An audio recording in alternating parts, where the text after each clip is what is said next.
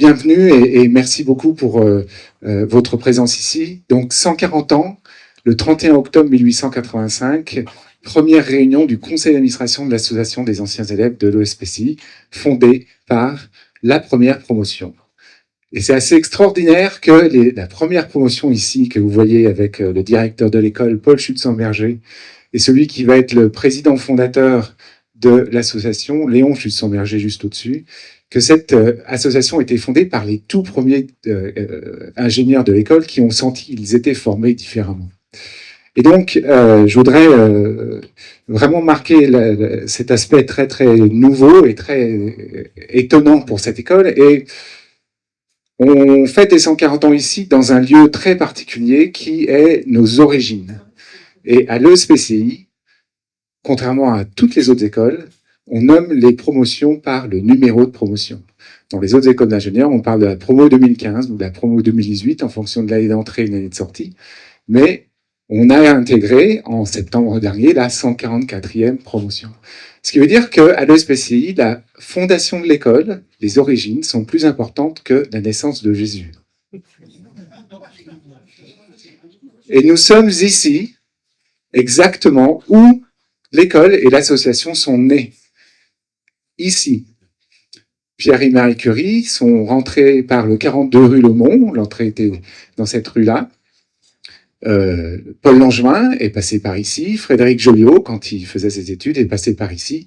Lucille Sivrac et Aline Marthe Berlin, les deux premières femmes ingénieures ESPCI qui ont intégré la 36e promotion en 1917, sont passées ici. Et c'était important pour nous, bien évidemment, de faire cette célébration dans les origines, les racines, mais aussi c'est ici, dans ce préau, et c'est probablement là où je me tiens aujourd'hui, que se tenait Paul Langevin en particulier, pour les discours d'inauguration des bâtiments de briques rouges, le 28 avril 1933. Et ça, c'est important aussi parce que les bâtiments, c'est ce qui va être un peu le lien, en particulier cette façade de briques rouges. C'est le lien, le vestige qu'il va y avoir entre les bâtiments que nous avons connus et les bâtiments que Anne Desbiance a conçus et qui sont en train d'être construits grâce au soutien de la ville de Paris. Et en fait, c'est très bien d'être là, de se dire on est, mais ce qui est extraordinaire, c'est que justement, la ville de Paris nous soutient depuis 144 ans. Et elle nous garde dans son giron, elle nous garde ici. Et c'est pour ça que ça a de l'importance de vivre ça ici, c'est qu'on ne vit pas à Saclay, vous avez compris. On est toujours là où on est né. Et c'est grâce à la ville de Paris. Merci.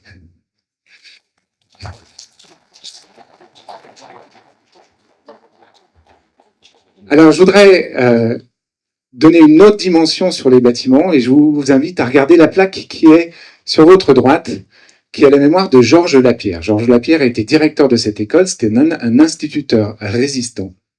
Il a dirigé cette école. Et si vous regardez de l'autre côté, alors je sais que c'est un peu sombre, et puis il y a des très belles images qui nous... Mais de l'autre côté, vous avez l'amphi Fernand Olvec, que nous connaissons tous avec ses bancs extrêmement confortables. Mais on connaît tous l'amphi Fernand Olvec. Fernand Olvec, 26e promotion, résistant, grand scientifique. Il avait une dextérité manuelle extraordinaire, il faisait des pompes à vide, et donc prototypes de télévision, etc. Et il utilisait sa dextérité qu'il a apprise ou perfectionnée à l'ESPCI pour faire des faux papiers. C'était un résistant, il a été arrêté par la Gestapo, torturé à la prison de la Santé, et il est mort en 1941. Et Georges Lapierre et Fernand Olvec reposent aujourd'hui tous les deux dans la crypte sous la chapelle de la Sorbonne. La chapelle de la Sorbonne, on la voit quand on descend le boulevard Saint-Michel, et sous cette chapelle, il y a une crypte très intime, une nécropole beaucoup plus simple que celle du Panthéon, que juste à côté où il y a Pierre et Marie Curie et Paul Langevin. Et le 11 novembre 1947, 12 scientifiques résistants, leurs dépouilles ont été transférées dans cette crypte, dont celle de Georges Lapierre et celle de Fernand Olvec. Donc il y a un lien aussi fort entre cette école primaire ici, c'est le préau, c'est nos origines, mais on voit aussi qu'il y a ce lien. Et ce lien, il est réel puisque Marie-Christine Mardelet en tant qu'adjointe à la maire et Florence Berthoud en tant que maire du 5e arrondissement participaient annuellement à une cérémonie d'hommage dans cette crypte. Voilà. Donc il y a vraiment un lien fort aujourd'hui. Et pourquoi je mentionne ça? C'est parce que on voit l'intérêt et l'utilité de donner des noms à des bâtiments pour la mémoire. Dans les bâtiments qui ont été détruits, 23 personnes étaient honorées. Aujourd'hui, leurs noms ont disparu. Il n'y a plus d'amphi Langevin, il n'y a plus d'amphi Joliot, il n'y a plus d'amphi Chutes-en-Verger, il n'y a plus de salle Champetier, il n'y a plus d'amphi urbain, pour beaucoup. Et la question pour nous, la moitié de ces 23 personnes étaient des diplômés de l'école.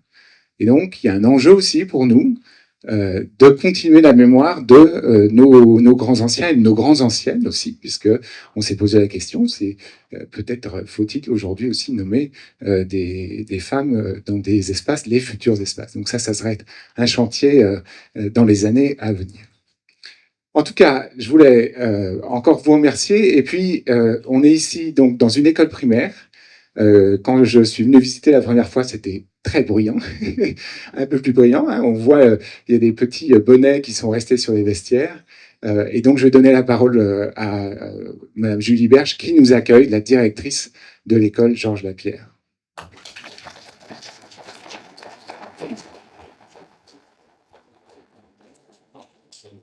Bien, bonsoir à toutes et tous. Merci, messieurs, mesdames et chers alumni, merci d'être présents ce soir. Je suis extrêmement honorée de vous recevoir et c'est un immense plaisir que d'accueillir votre association et plus largement l'ESPCI ce soir. Car l'ESPCI porte et partage l'histoire de notre école publique. Et je me doute que vous devez être attachés à l'école publique autant que moi. Il y a donc 143 ans, la célèbre école d'ingénierie voyait le jour ici. Et donc j'espère que nos élèves ont encore un petit peu du souffle de ces illustres hommes et femmes qui ont parcouru l'histoire de votre école. Donc c'est avec beaucoup d'émotion que nous honorons aujourd'hui ce patrimoine partagé à l'occasion des 140 ans de votre association. Depuis 3 ans que je dirige cette école, nous avons rapproché nos liens avec les étudiants de l'ESPCI et chaque année, nous menons des ateliers scientifiques très riches de découvertes et extrêmement appréciés des élèves. Ce partenariat est très cher à nos yeux et à l'équipe et nous souhaitons impérativement le faire grandir, le poursuivre et ouvrir également éventuellement d'autres horizons au-delà des élèves pour les familles et notamment partager un temps de réflexion sur la place des femmes dans l'enseignement scientifique, ce qui est un enjeu effectivement majeur. Et je vous remercie très sincèrement de les avoir mis à l'honneur ce soir à travers ces portraits symboliques mais historiques également. Donc, je souhaite au nom de toute l'équipe pédagogique de l'école que cette relation se poursuive et s'amplifie dans les années à venir, car offrir à nos élèves un accès privilégié aux sciences, au goût de la recherche et de l'innovation est un engagement que nous devons porter pour les générations futures. Un grand merci d'être présent ce soir et surtout passer une excellente soirée.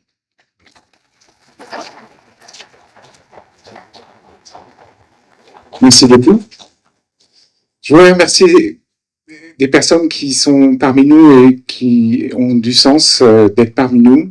Je commencerai par Marie-Christine Lemardelet, la présidente de l'ESPCI, adjointe à la maire en charge de l'enseignement supérieur et de la recherche de la vie étudiante. Merci beaucoup, Marie-Christine. Je vous donne la parole juste après. Anne Demians, qui est l'architecte des bâtiments. Merci. Vincent Croquette, le directeur général de l'ESPCI. Merci beaucoup, Vincent. Édouard Sivel, que nous connaissons bien, puisqu'il est ingénieur de l'école, ancien président du bureau des élèves et ancien membre de notre conseil d'administration. Premier adjoint à la maire du 5e. Merci, Édouard. Madame la maire du 5e, Florence Berthoud, est parmi nous ce soir. Merci beaucoup pour votre présence. J'ai vu dans l'assistance Jacques Lemineur, président du fonds ESPCI et directeur scientifique honoraire de l'école. Et bon, pour nous, hein, Jacques Lemineur, on pense aussi à Lucien Monnery, qui était là aussi, que j'ai vu. Voilà. Bonjour Lucien, donc qui était directeur des études voilà, quand on était à l'école. En parlant du fonds, il y a Olivier Fromont, directeur du mécénat exécutif du fonds et aussi responsable des relations industrielles. Et puis on a aussi quelques membres du conseil d'administration, dont Emmanuel Gouillard, bienvenue. Et puis peut-être Anne Birabin est parmi nous ou pas? Non, elle va arriver, d'accord. Corinne est parmi nous, Soulier, la directrice d'études. Elle doit arriver. D'accord, ok.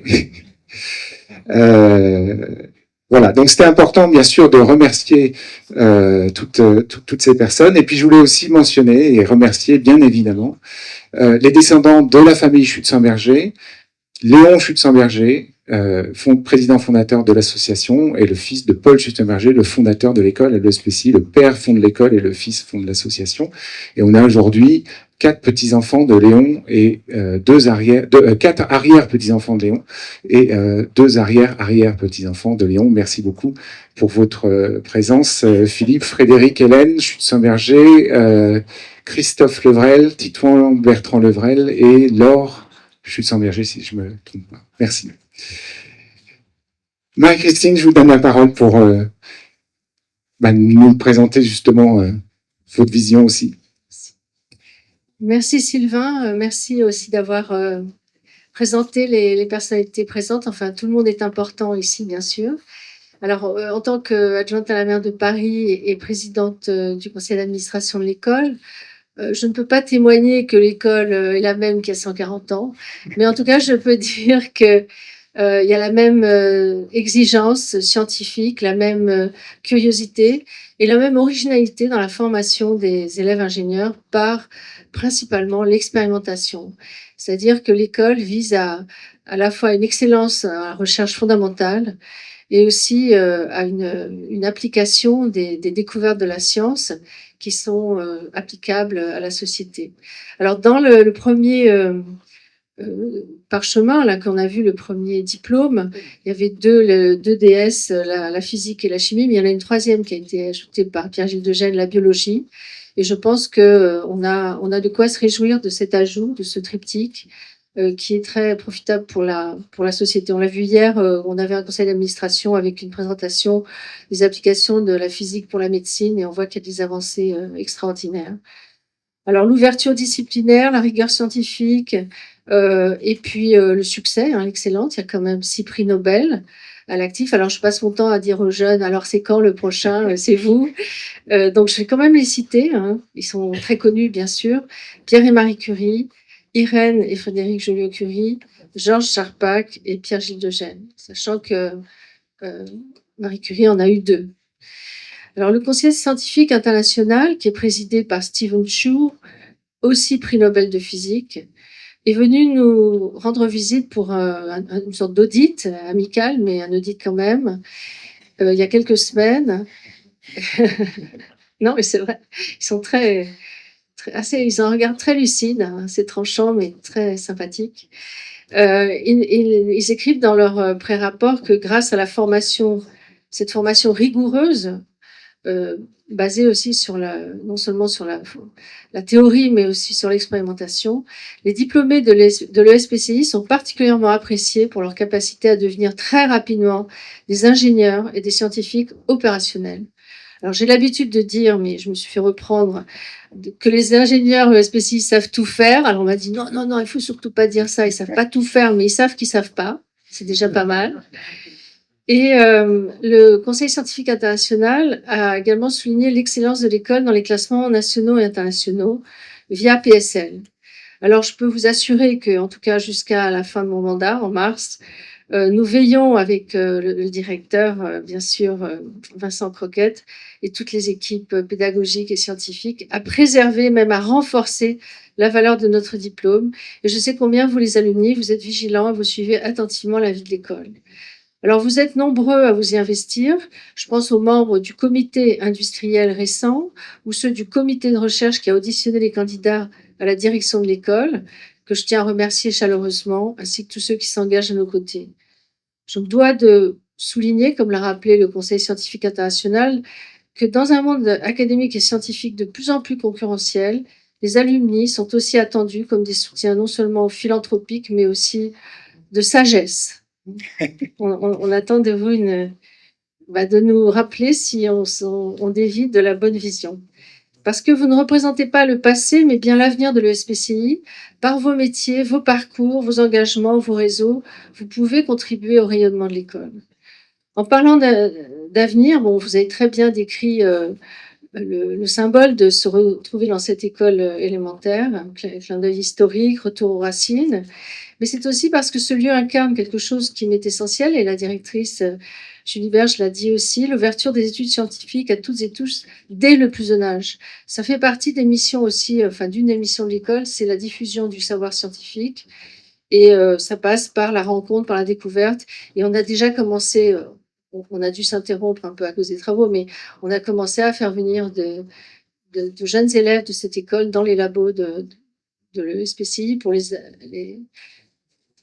leur apprendre, leur montrer ce que c'est qu'être un scientifique. Tous les métiers d'ailleurs, il y a beaucoup de métiers. Toutes les actions de médiation scientifique qui seront mises en place sont un gage que ce mouvement va continuer. Il y a eu par exemple un camp de jeunes filles, un camp, ça fait bizarre, mais une colonie de vacances, voilà, une colonie de vacances pendant les vacances de la Toussaint, de jeunes filles lycéennes de première, de lycée, de toute la France qui sont venues s'initier aux sciences à l'ESPCI, et c'était assez réjouissant à voir. Je voudrais simplement vous remercier très sincèrement, cher Sylvain, pour votre invitation, pour l'organisation minutieuse de cette soirée. Cette finesse, cette précision, je les retrouve dans toutes nos interactions, dans vos interventions en conseil d'administration, qui sont parfois musclées, certes, mais toujours animées par un engagement profond et loyal envers l'école. Et pour cela, je vous en remercie aussi. Je vous souhaite à toutes et tous une très bonne soirée. Merci. Merci. Je vais donner la parole à Vincent. Vincent Roquette, le directeur général de l'école. Le temps que voilà. Mais voilà. Et je voulais saluer aussi Jacques Pro, qui a précédé Vincent de quelques années.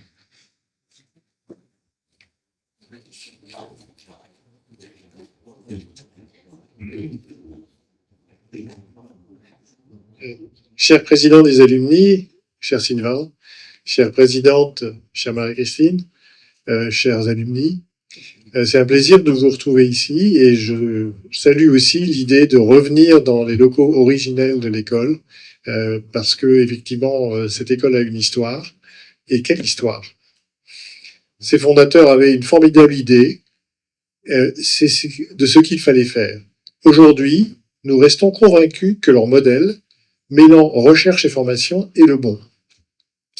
C'est la qualité de cette formation qui m'avait motivé à revenir après une longue période de recherche, à venir prendre la direction de l'école, parce que je trouvais vraiment que la formation que j'avais eue avait été magistrale et qu'elle m'avait énormément servi dans toute ma carrière. Et je pensais qu'il fallait vraiment poursuivre cette communication vers les jeunes de telle façon qu'elle se perpétue. Donc le modèle est excellent. Je crois qu'il a été amendé un petit peu comme on l'a vu, puisque Pierre-Gilles de Gênes nous a rajouté un peu plus de travail. Mais il se trouve que moi, je n'avais pas eu de la biologie à l'époque, mais je l'ai appris par la suite pour ma recherche. Donc, j'ai vraiment fait le même cheminement que nos élèves, et je trouve que c'est un excellent cheminement. Je crois que une des choses qui caractérise cette formation, en fait, c'est, j'ai envie de dire, la passion pour les sciences. Et c'est une passion qui est vraiment très forte. Et je crois que c'est elle qui nous guide dans cette école, et c'est vraiment ce que nos fondateurs nous ont enseigné. Alors cette passion, en fait, elle m'a motivé, mais elle motive, je vois nos jeunes qui viennent postuler comme élèves ingénieurs dans notre école, ce qui est vraiment fondamental.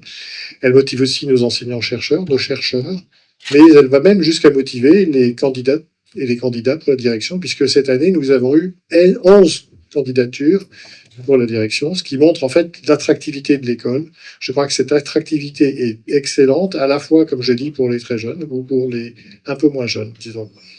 Voilà, donc je crois que c'est un point formidable, et je me réjouis que Emmanuelle Gouillard soit là parmi nous, puisque c'est elle qui a été choisie pour me succéder. J'en suis vraiment très fier.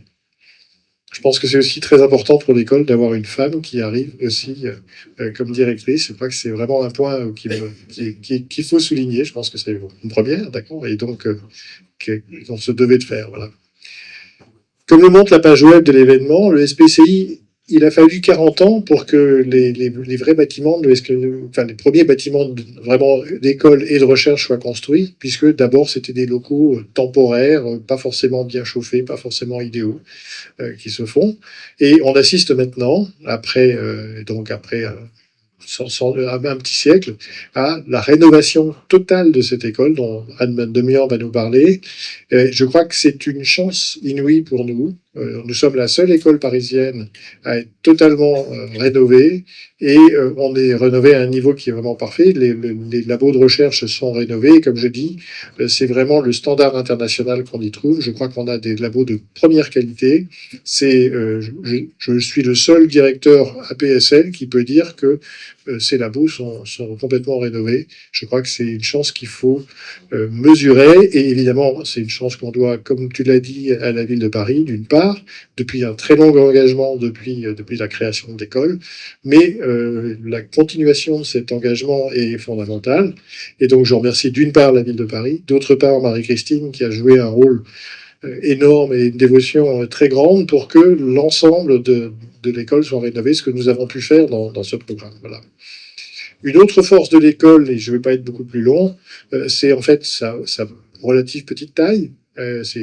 Ça peut être considéré dans certains cas comme une faiblesse, mais c'est quand même aussi une force parce que du coup, il y a un aspect, j'ai envie de dire, familial, il y a un aspect agile et une communauté qui est très solidaire.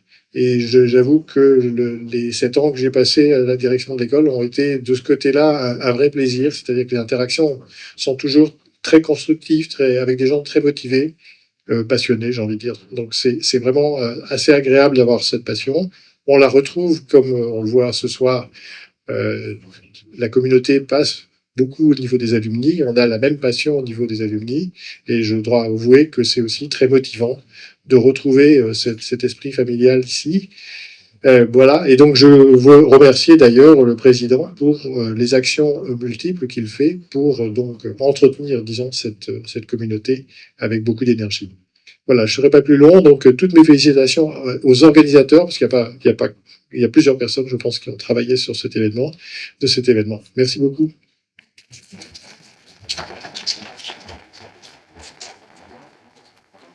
Merci beaucoup, Vincent.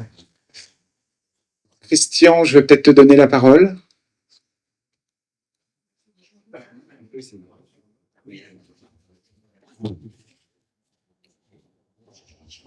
Merci beaucoup, Sylvain. J'ai demandé à Henri-Dominique Petit, 31e président, et à Sylvain, 33e président, d'être à côté de moi, puisque je vais vous parler des 33 présidents de l'association.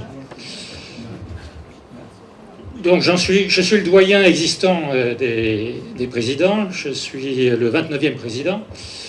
Et sur les 10 directeurs qu'a connu l'école, j'ai eu le privilège d'en côtoyer 6 depuis René Lucas. Sur les 33 présidents qu'a connu l'association des alumni, j'en ai connu 12, seulement un peu moins du tiers, un peu plus du tiers. On va s'intéresser à ces 33 présidents. D'abord, 4 promotions nous ont donné 3 présidents. 3 promotions nous en ont donné 2. Et ensuite, il n'y a eu aucun président pendant 31 promotions, entre la 38e et la 69e promotion. Bizarre. Au début, bien évidemment, Léon Schutzenberger ayant créé l'association en sortant de l'école, les présidents étaient très jeunes. Lui-même et son collègue Alfred Hans et Louis-Philippe de la 18e promotion avaient moins de 25 ans quand ils sont devenus présidents. Les présidents successifs, ensuite, ont eu moins de 30 ans. Et puis, la moyenne d'âge a grimpé. Et entre 1904 et 1929, la moyenne des présidents avait environ 44 ans. Depuis 1930, la moyenne des présidents est de 61 ans, avec 2 doyens. Georges Rollin, de la 5e promotion, qui a été président à 74 ans, et Lucien Vacher, que j'ai eu le plaisir de connaître, de la 37e promotion, qui a été président à 76 ans. Les durées des mandats, au début, bien évidemment, ça a été très court, puisque, hormis le mandat de Léon Schutzenberger, qui a été de 3 ans, les successeurs ont fait des mandats d'1 an, et puis les mandats se sont allongés, et en moyenne, les mandats sont d'environ 4,4 ans, mais 5,5 ans. Mais il y a des exceptions. Justin Dupont, dont je vous reparlerai tout à l'heure, de la 7e promotion, détient le record de longévité avec un peu plus de 13 ans et il est mort dans l'exercice de ses fonctions. Depuis cette période, 2 autres présidents ont eu les mandats les plus longs. Gabriel Bourreau, que vous connaissez, de la 16e promotion, qui avait un amphi à l'école, et Sylvain Gillat, ici présent, de la 107e promotion, qui a 9 ans de présidence. Surprenant, seulement 24% des physiciens ont été présidents, alors que les chimistes se sont dévoués pour 76%. Avis aux amateurs, mais ce qui est encore plus surprenant, c'est que depuis 50 ans, il n'y a que des chimistes.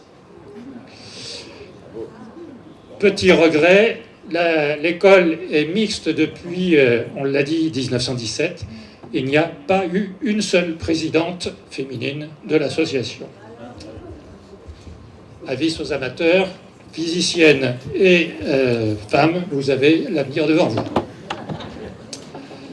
La carrière des présidents reflète sensiblement les activités et les objectifs de notre école, puisque 70% de nos présidents ont eu une carrière industrielle, avec des postes souvent à très forte responsabilité, nationale, voire internationale, et 30% de nos présidents ont eu des fonctions académiques à l'école ou ailleurs.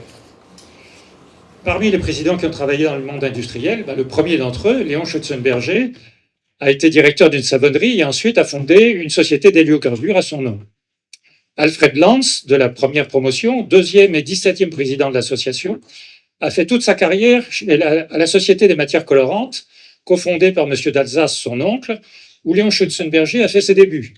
Et coïncidence extraordinaire, c'est que j'ai fait mon stage industriel en 1969 au même endroit, au laboratoire de Saint-Denis, à la société qui, à l'époque, était filiale d'Eugene Kuhlmann. 4 présidents ont travaillé à la compagnie d'exploitation des procédés Thomson-Houston, celle qui donnera naissance à Thales et à Alstom. Henri Guettard, de la 4e promotion, puis Paul Brunet, de la 8e promotion, fut ensuite directeur général de l'Aluminium français et de la Société des électriciens de France, et Gabriel Bourreau, de la 16e promotion, sera le PDG de la Société des procédés Thomson-Houston. Il fut également PDG de la Compagnie générale de radiologie, qui sera reprise plus tard par General Electric. 3 présidents ont travaillé chez Pathé Cinéma, qui deviendra Kodak Pathé, puis Eastman Kodak.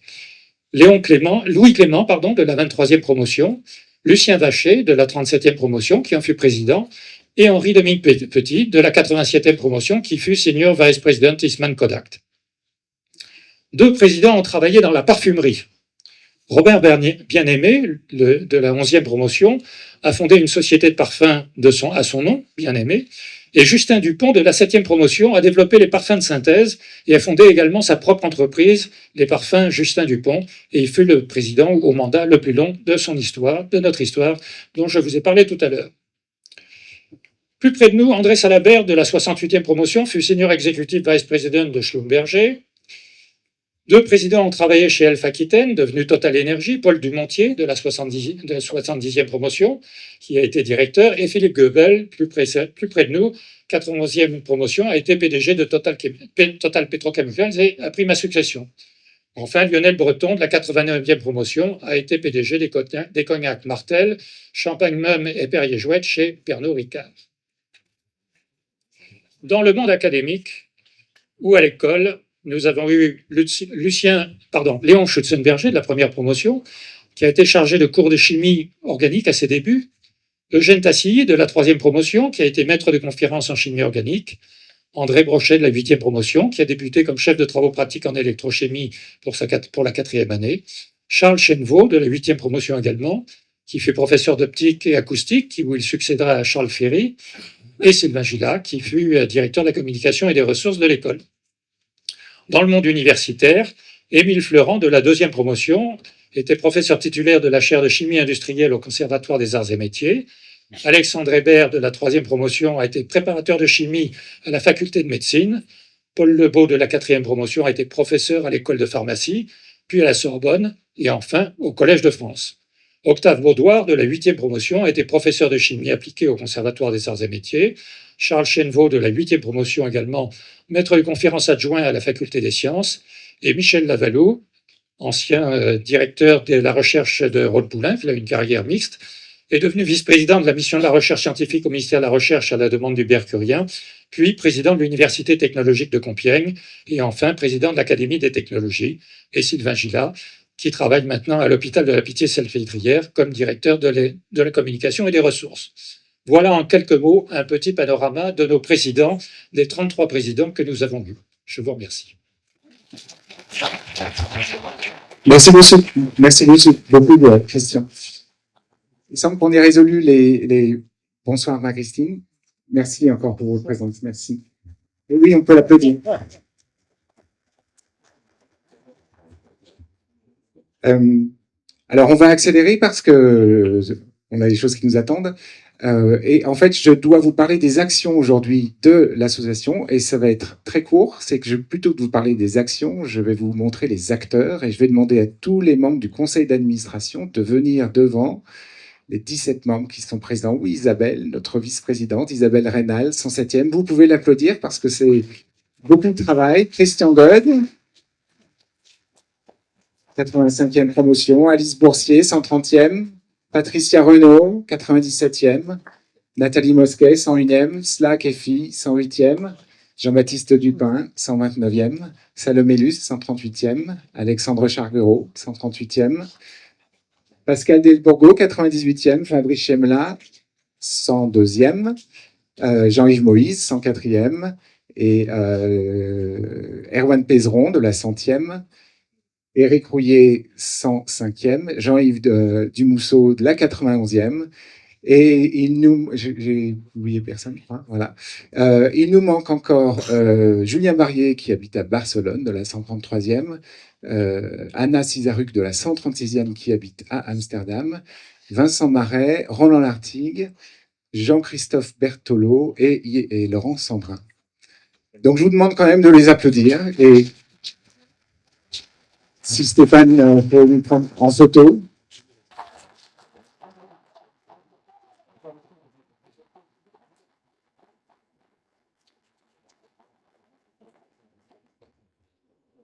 Voilà, je voulais remercier aussi d'autres bénévoles, comme José Machado, un ancien membre du conseil d'administration, Isabelle Cohen, ancienne membre du conseil d'administration, Nicolas Grécas, qui fait partie de l'équipe IT, ancien vice-président, Vincent Vercamer, ancien secrétaire général, qui fait partie aussi de l'équipe IT. Merci beaucoup pour votre aide et Élodie Chaudan, qui est aussi parmi nous, qui est ancienne membre du conseil d'administration. Merci beaucoup. Et je vais passer la parole à Isabelle, qui va nous donner une petite vision prospective.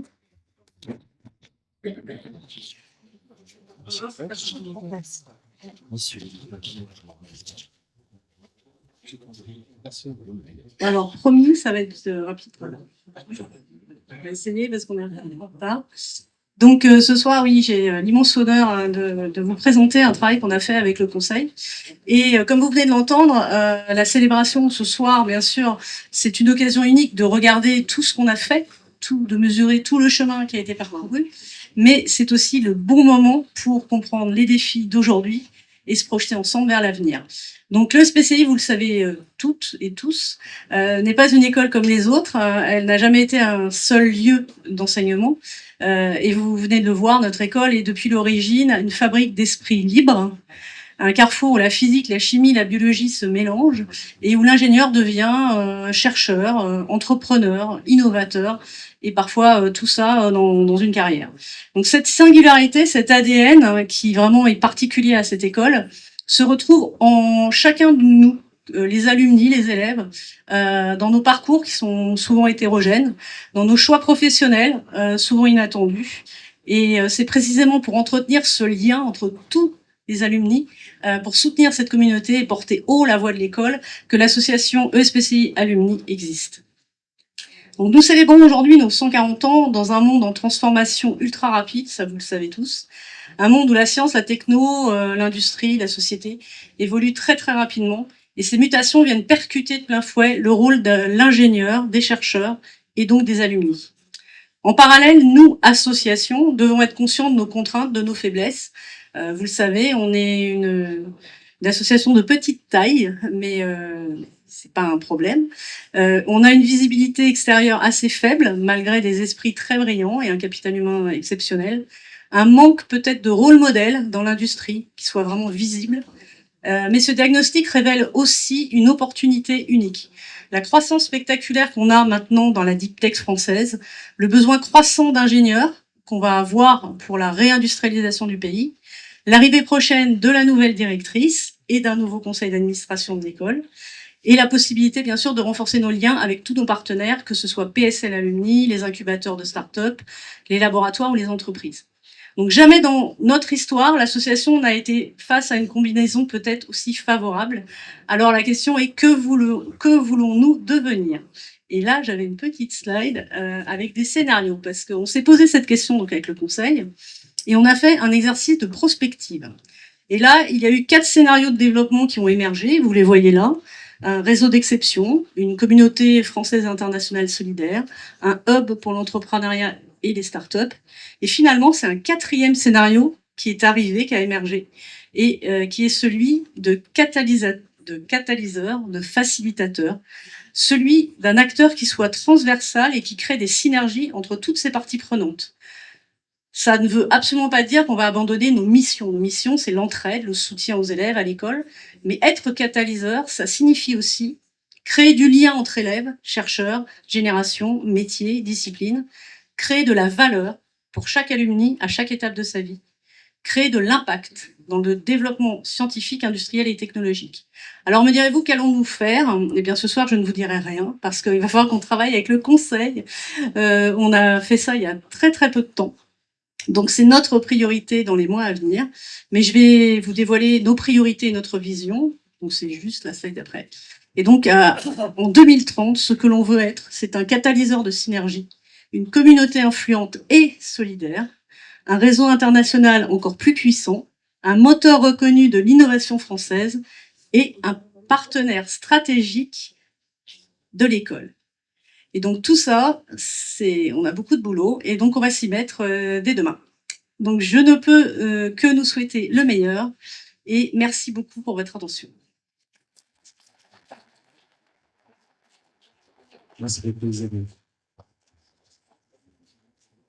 Alors, on va faire une petite séquence nostalgie. On va revenir dans la famille Schützenberger, et on est allé voir avec Hélène, la petite fille de notre fondateur.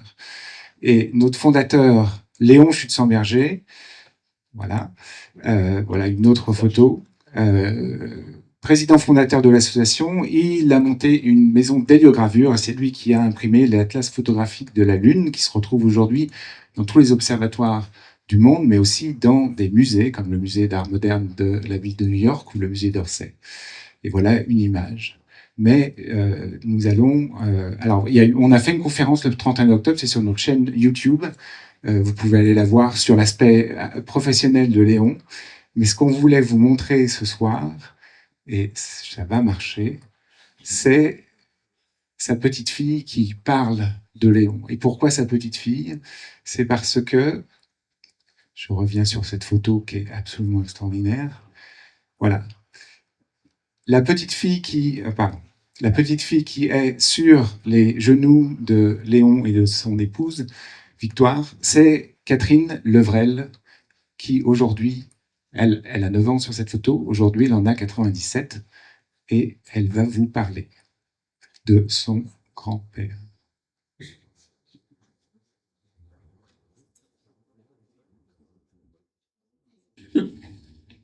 Je suis la petite fille de Léon Schützenberger.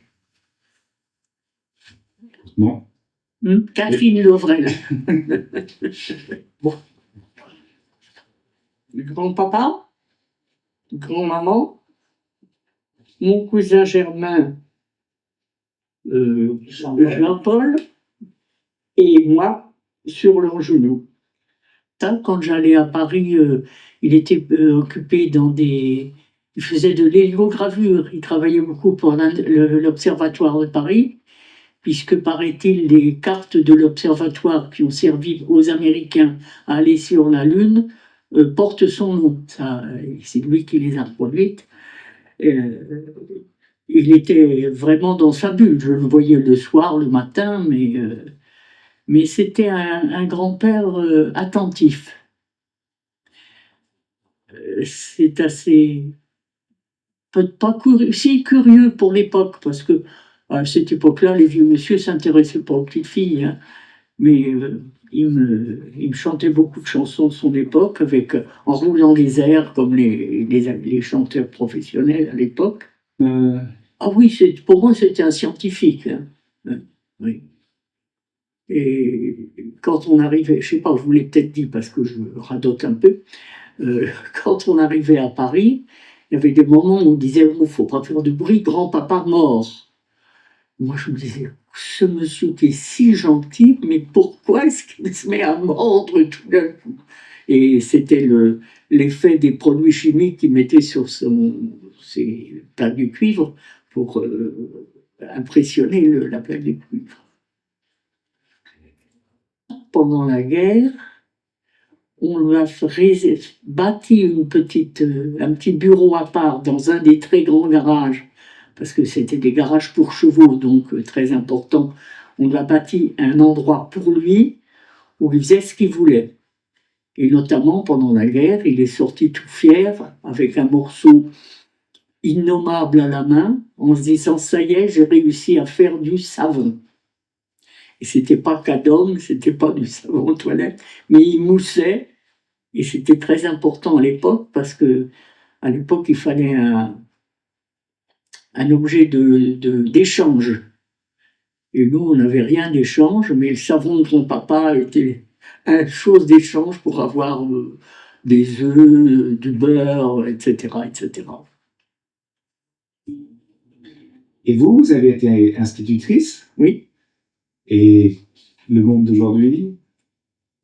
Je crois que j'aurais beaucoup de mal à faire la classe maintenant, parce que les élèves ont beaucoup changé, c'est évident. Mais moi, j'ai eu grand plaisir à faire la classe. J'ai beaucoup, beaucoup aimé mon métier. Voilà, je pense que c'était important de terminer.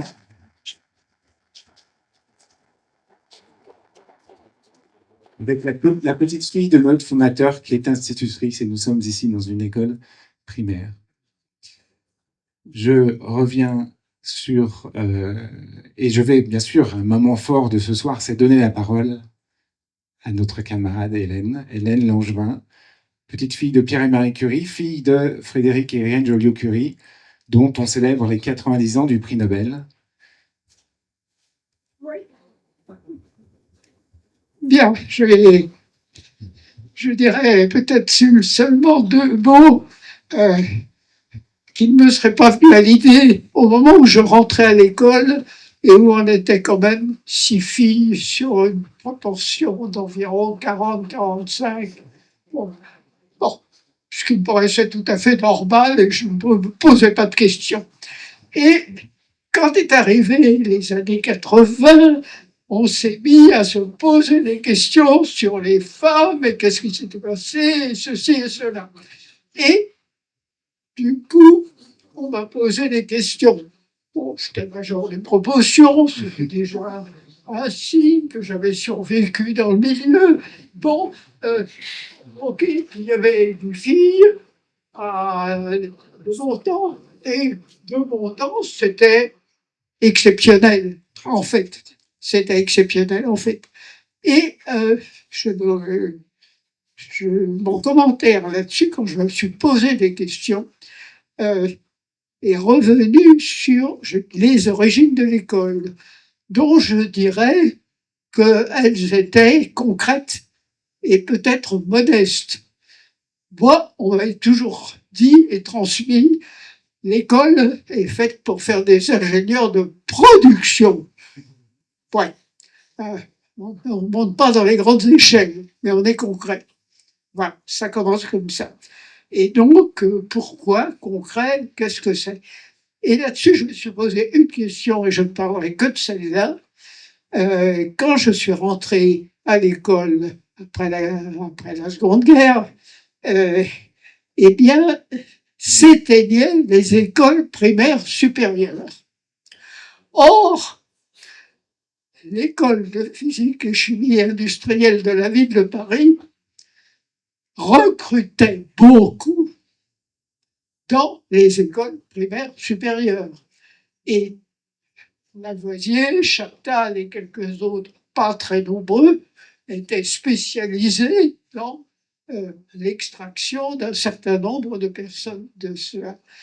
Et ça me fait penser que je me suis dit oui, c'était la suppression des écoles primaires supérieures, mais ces écoles primaires supérieures, elles touchaient un milieu différent des lycées. Et là, je cite juste mon père, et ce qui racontait toujours avec une certaine délectation, au lendemain de la Première Guerre mondiale, les petits rentiers Joliot étaient ruinés, comme bien d'autres. Et donc, le petit Joliot devait faire la définition des études courtes. Bon, alors pour faire des études courtes, quelqu'un les a dirigés vers physique et chimie.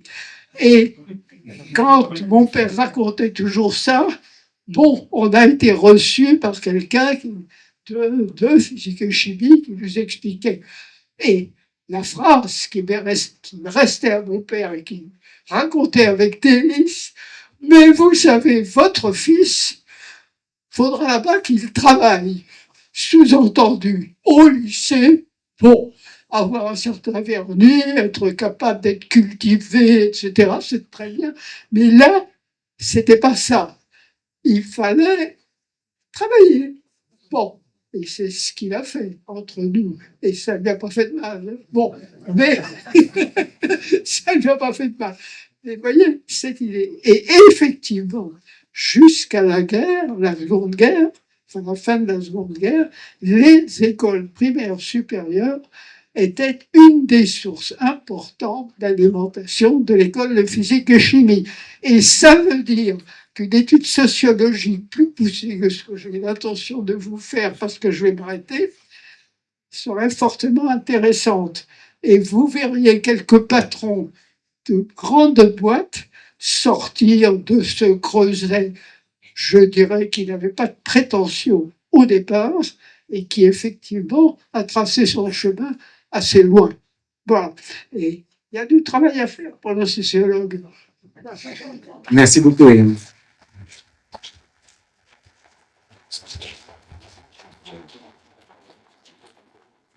On va terminer avec deux interventions de la jeune génération, et je vais appeler Léa Ganac, qui est doctorante au laboratoire Sciences et Ingénierie de la matière molle, et qui va nous partager avec nous, témoigner des actions qu'elle fait pour les écoliers, et pourquoi pour les écoliers. Merci infiniment pour cette belle soirée et pour l'invitation à l'association des alumni et particulièrement à Sylvain. Donc, je m'appelle Léa, je suis doctorante en 2e année au laboratoire Sciences et Ingénierie de la matière molle à l'ESPCI. Et ce soir, on est sous Spréo, dans cette école, un lieu plein de vie dans la journée et dont on voit encore quelques traces. Et notre imagination qui nous ramène dans la cour de récréation quand nous étions à leur place, donc il y a plus ou moins longtemps. Ce soir, je voudrais vous parler d'engagement. Un engagement qui me tient particulièrement à cœur, donner la possibilité de rêver grand à ces petites filles et ces petits garçons qui verront le 22e siècle. Donc avec une amie, Zoé, on a cofondé une association il y a 2 ans qui a sensibilisé près de 1200 enfants déjà à Paris et en région. Et notre but, il est simple, promouvoir les métiers scientifiques, de l'ingénierie et technique dès le plus jeune âge. Pourquoi ? Parce que si on attend l'adolescence, il est souvent parfois trop tard. Les stéréotypes, les contes, les imaginaires collectifs auront déjà semé dans l'esprit des enfants les racines d'un « c'est pas fait pour moi ». Et justement, c'est dès l'enfance que tout se joue. Donc on leur fait découvrir Pierre et Marie Curie, Rosalind Franklin, Katia Kraft, Jean Purdy, mais aussi Gustave Eiffel, et toutes les contradictions qui vont être liées aux sciences et pourquoi on a eu cet effet Mathilda sur les femmes scientifiques. Les enfants d'aujourd'hui, c'est les étudiantes de l'ESPCI de demain, les ingénieurs et les chercheuses de demain, et c'est à nous, adultes, scientifiques ou non, passionnés, de construire leurs rêves et de leur montrer que tout est possible et surtout que la science est pour tous et toutes. Ce soir, je tiens à remercier l'ESPCI et l'association des alumni, qui a été pour notre association une véritable caisse de résonance, notamment aussi aux élèves bénévoles de la promotion 139, 140 et 141. Et grâce à vous, nous avons pu développer nos idées, organiser des événements et surtout toucher toujours plus d'enfants. Mais ce soir, c'est aussi et surtout un moment pour nous tourner vers l'avenir.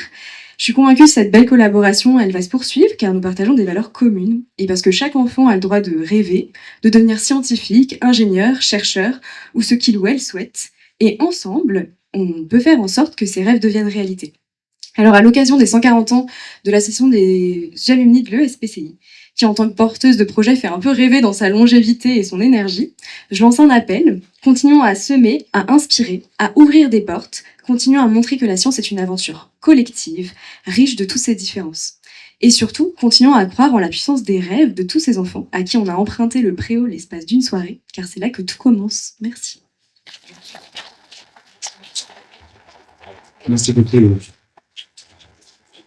Donc l'idée, c'est que ces 140 ans, c'est pas seulement un aboutissement, c'est aussi un nouveau départ pour d'autres actions justement de médiation scientifique et de représentation des femmes scientifiques. Le mot de la fin pour notre avenir, la présidente du bureau des élèves élus, Solène Beyer. 143e promotion. Bonsoir à tous. Donc encore merci à tous et à toutes d'être venus pour célébrer les 140 ans de SPCI Alumni.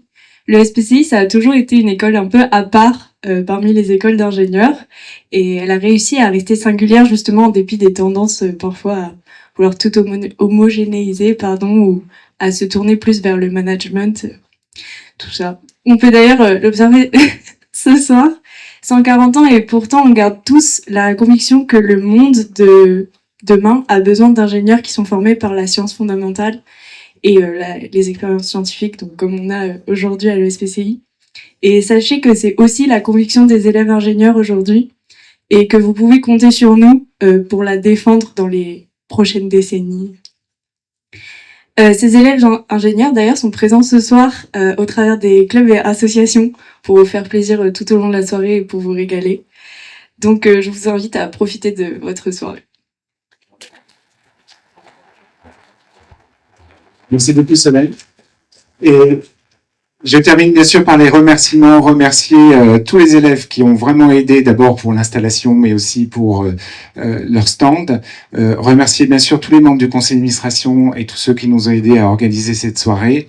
Remercier vous-même, bien évidemment, pour cette soirée. Et puis on a un petit quelque chose, c'est que ce soir, pour la première fois, nous allons pouvoir déguster, je vois qu'il y en a qui ont déjà commencé, de la bière Schützenberger. En fait, vous avez Paul Schützenberger, le directeur fondateur de l'école, et son fils Léon Schützenberger, fondateur de l'association. C'est la branche académique, avec même Marcel Paul Schützenberger, le petit-fils de Léon, qui était membre de l'Académie des sciences. Et puis vous avez la branche des brasseurs, cousines, issue de Strasbourg, et la bière Schützenberger a été arrêtée en production en 2006. Elle a été remise en production en août dernier. On aurait fait cette soirée il y a 1 an. On ne pouvait pas boire de bière Schützenberger. Ce soir, vous allez pouvoir, et je pense que c'est la première fois dans cet espace, déguster la Jubilator et la Noël, ces 2 bières qui ont été remises en production en août dernier, qui portent le nom de nos fondateurs. Merci beaucoup.